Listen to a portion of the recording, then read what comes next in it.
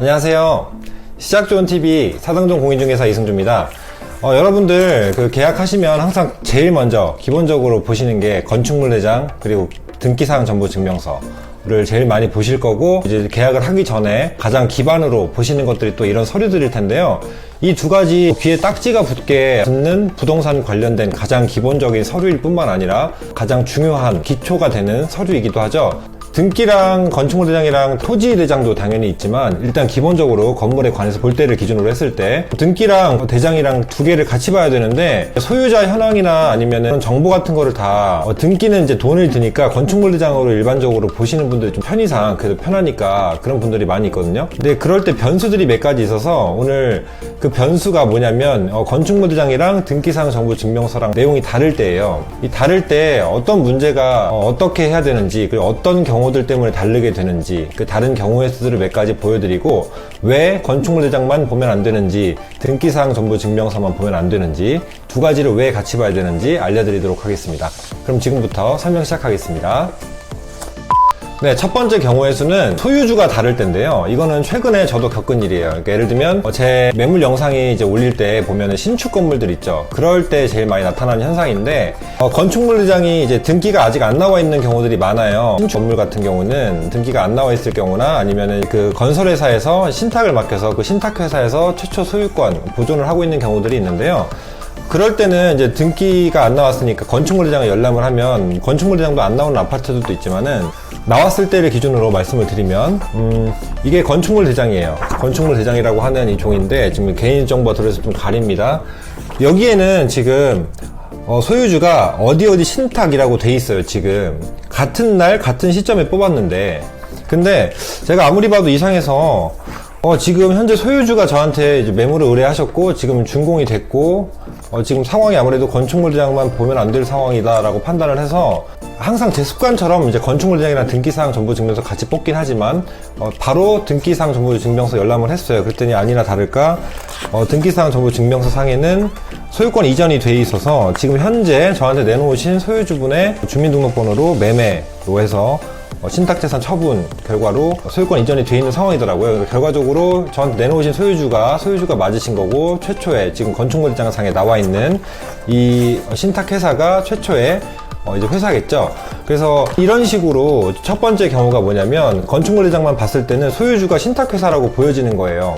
근데 실질적으로 아직 등기가 이전이 됐는데도 이 건축물 대장 상에 적용이 안 된 거죠. 동시에 기관이 다르기 때문에, 등기소랑 행정기관이랑 다르기 때문에 동시에 같이 변경된다고 보시면 안 됩니다. 항상 내용이 똑같을 수 없다는 거, 경우의 수를 명심하셔야 되고, 특히 신축 건물 같은 경우 유의해야 된다라는 게 첫 번째고요. 자, 두 번째는 구축이어도 오래된 집이어도 왕왕 있는 일인데요. 당연히 소유권에 관련된 거니까 등기사항 전부 증명서에는 소유권 이전이 제대로 돼 있어요. 근데 건축물 대장상에 보니까 집주인이 이전 집주인도 올라와 있고 새로운 집주인도 올라와 있는 거죠. 그러니까 누가 보면 공동명의인 것처럼 보여지는 수의 건축물 대장도 저는 본 적이 있습니다. 그래서 이거는 제가 직접 그 해당 관할 행정지자체 전화해가지고 이 내용이 다릅니다 라고 얘기를 했더니, 그쪽에서 이제 처리해주겠다라고 해서 이제 그 다음날, 빠르면 하루, 당일날도 되지만은 며칠 정도 잡고 보면은 다시 건축물 대장을 열람해본 결과 이전 소유주의 내용이 사라지는 그런 일도 있었습니다. 그러니까 두 번째는 공동명의가 맞는지, 공동명의라면은 명의자가 이제 지분이 나오거든요. 지분이 나오는데 몇 분의 몇 이게 나오지 않았을 경우에, 만약에 그냥 명의자가 2명만 이렇게 딸랑 보인다 이러면은 당연히 등기사항 전부 증명서 참고해야 됩니다. 그러니까 제가 드리고자 하는 말씀이 뭐냐면, 건축물 대장상의 내용은 건물의 객관적인 사실을 알고 싶을 때는 건축물 대장상의 내용을 첫 번째로 보는 겁니다. 우선시해야 돼요. 등기사항 전부 증명서보다. 근데 소유권, 그러니까 권리관계, 등기에 빚이 있던 아니면 소유주가 누구건 이런 소유권에 관한 내용은 무조건 등기사항 전부 증명서를 먼저 보는 겁니다. 이게 우선입니다. 자, 다시 한번 정리하면은 공인중개사 공부를 해보신 분이나 알고 계시겠지만, 전 준비할 때 그냥 이론적으로만 알았어요. 객관적 사실은 건축물 대장이 우선한다, 권리관계는 등기사항 전부 증명서가 우선한다 라는 거는 당연히 머릿속에 알고 있었는데, 실질적으로 실무를 하면서 이렇게 좀 느껴보니까 몇 건을 확실히 다르더라고요. 지금 와닿는 게, 제가 얼마 전에도 다른 영상에서 이렇게 실무를 하면서 많이 느낀다고 했지만, 진짜 이런 경우의 수들도 있어요. 그러니까 항상 건축물 대장상 그리고 등기상 전부증명서상 두 개를 모두 보는 게 좋지만 만약에 두 개 다 볼 여력이 안 된다라고 하면 권리관계는 반드시 등기 위주로 보시라. 그리고 객관적 사실에 관한 거는 건축물 대장 위주로 보시라.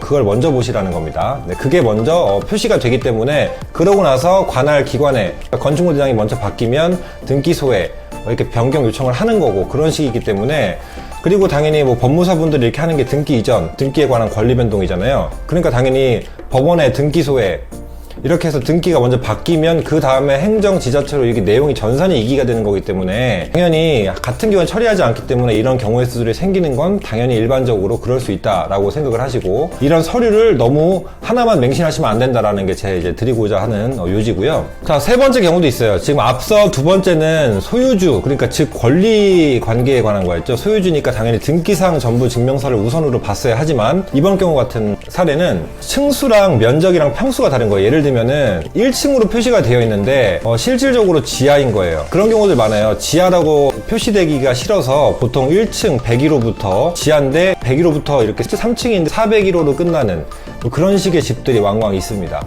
그럴 때는 당연히 건축물 대장상 기준으로 우선을 해서 봐야 된다는 거.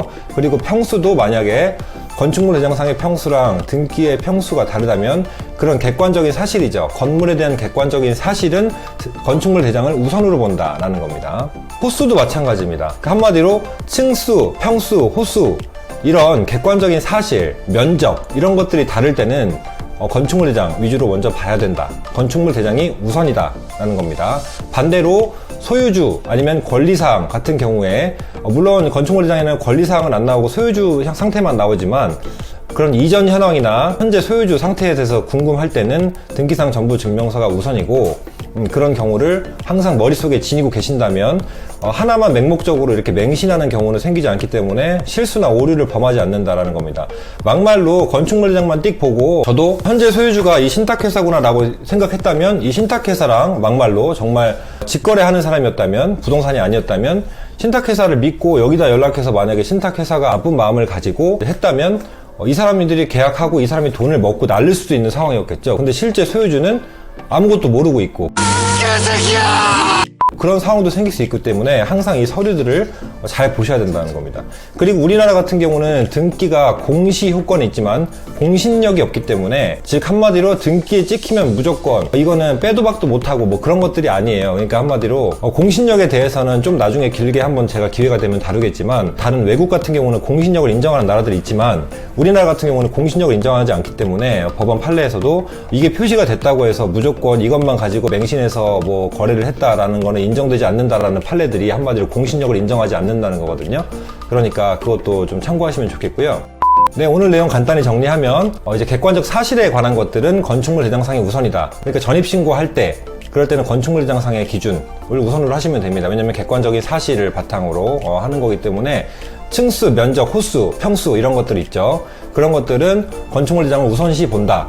하지만 현재 소유 관계 현재 소유주가 누구인지 이전 상황이 누구인지 뭐 이런 거에 대해서는 등기상 전부 증명서 우선으로 봐야 된다 해서 제가 오늘 신축 건물이나 아니면 집이 이전됐을 때 등기는 당연히 제대로 넘어갔는데 주인이 바뀌지 않았던 부분들, 이런 건축물장에 이전 주인으로 지금 여전히 찍혀있는 이런 상황들에 대해 설명을 했죠. 그리고 참고로 전입신고할 때 다가구 주택은 집원만 일치하면 전입신고 확정일자 효력이 있습니다. 왜냐면 제가 많은 영상에서 얘기를 했지만 다가구 주택은 한 집원이 한 주인이기 때문에 호수가 달라도 한 집을 한 채로 봅니다. 주인이 하나이기 때문에. 하지만 다세대 주택은 호수를 만약에 잘못 기재해서 전입신고를 잘못 받는다면 효력이 인정되지 않습니다. 이 부분도 꼭 알아두시면 좋겠고요.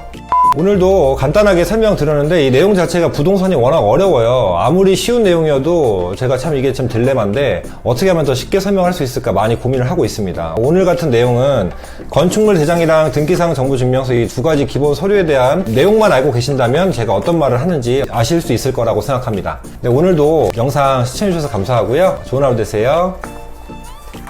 감사합니다.